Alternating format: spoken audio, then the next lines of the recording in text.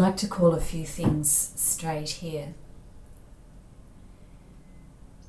The reason why parents receive so much conflicting advice about how best to care for their baby is historically constructed. It arises because women and their babies have not, in important respects, been a research priority, and have actually, in important respects, been silenced for generations. My PhD looked at how, until very recently, it was taboo for women to speak out of their subjective, their deeply personal, embodied experiences of pregnancy, childbirth, and then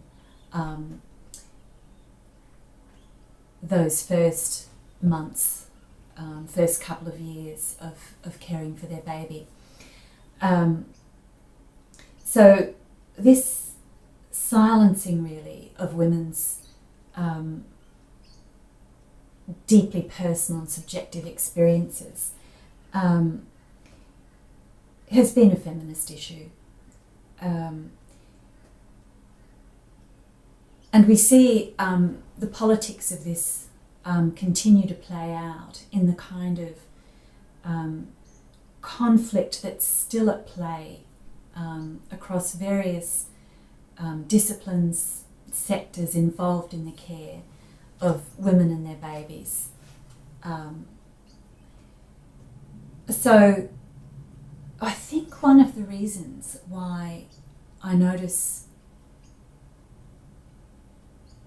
there's been a tendency in some breastfeeding circles to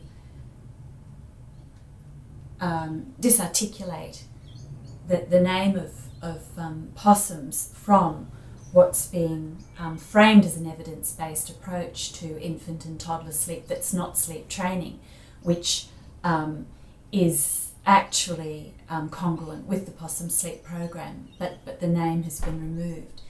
I think this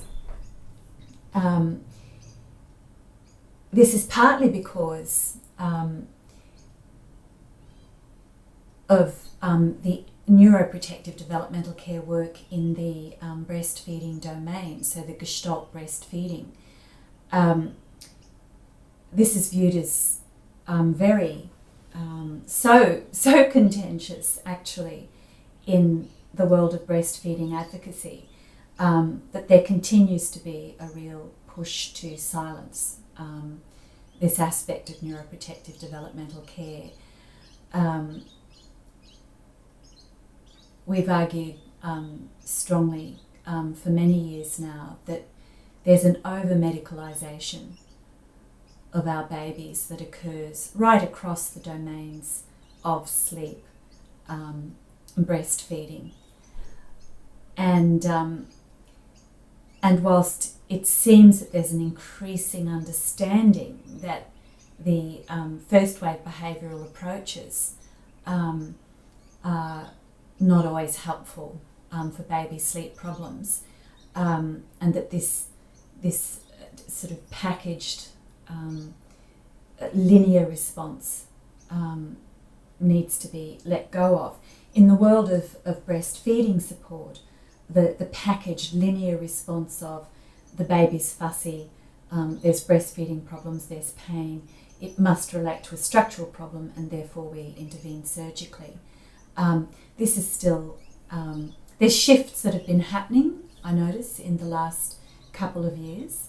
There is an acknowledgement that there's been very significant, inappropriate surgical intervention in our babies' mouths. But nevertheless, I would say within breastfeeding, there's huge amounts of inappropriate medicalisation.